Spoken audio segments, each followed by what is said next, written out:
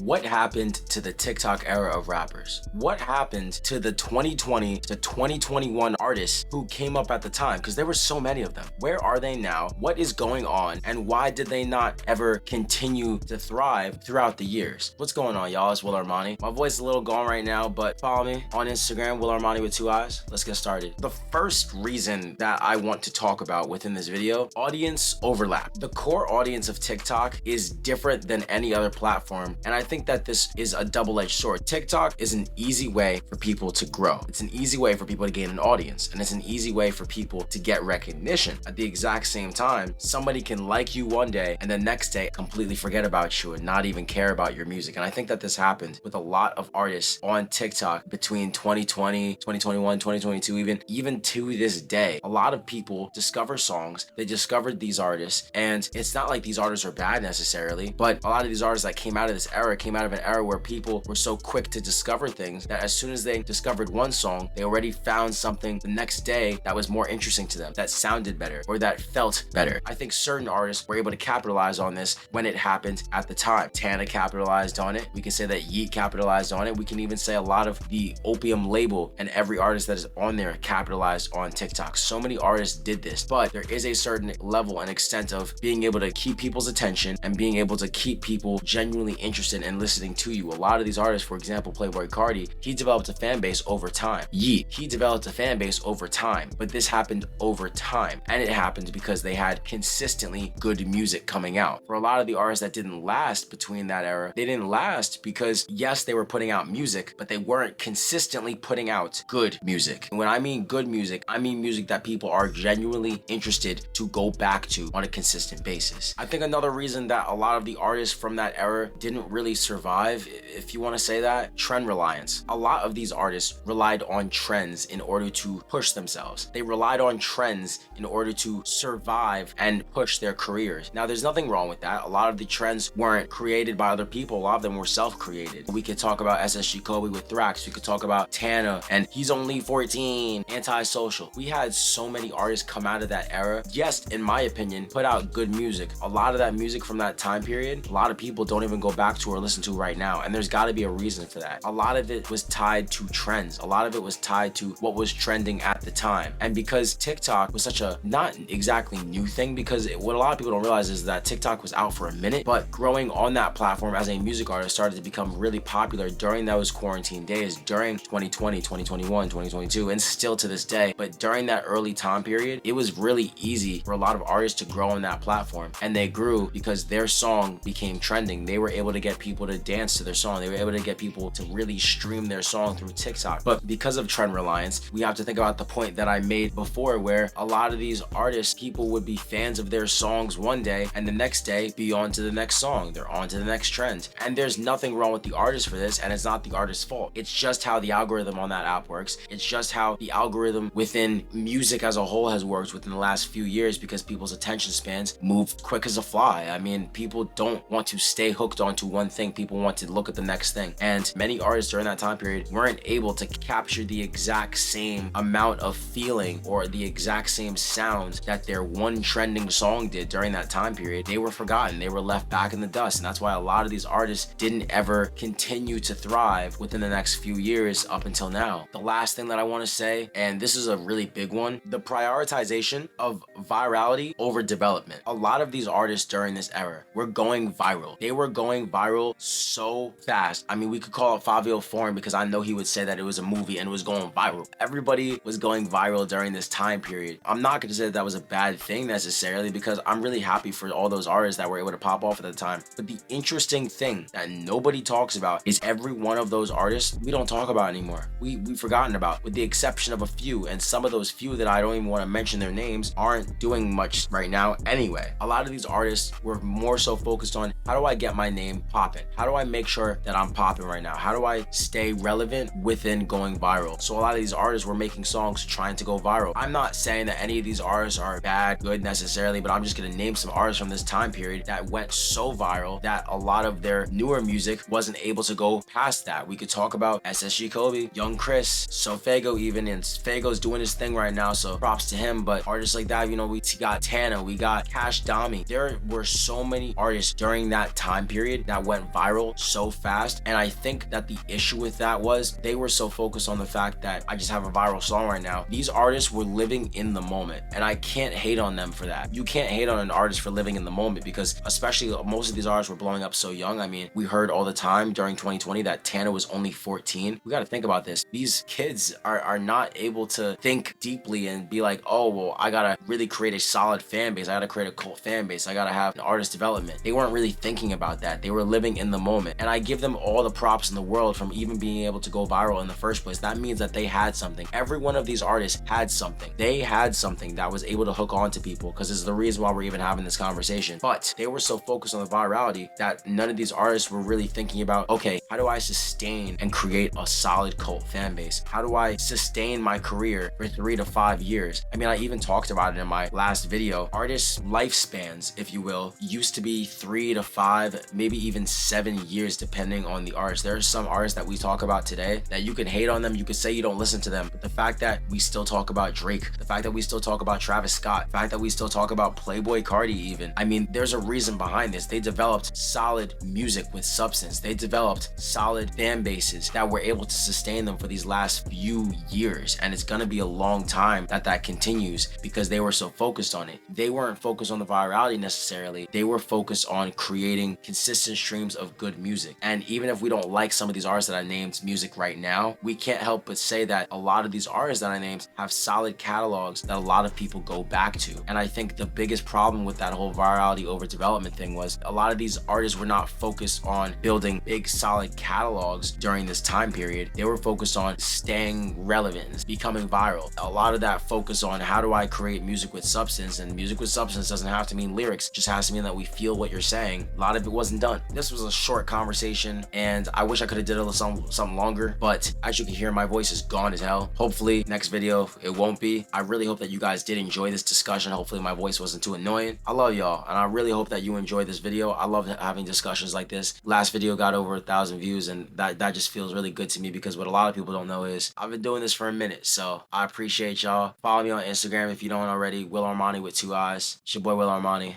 Stay positive.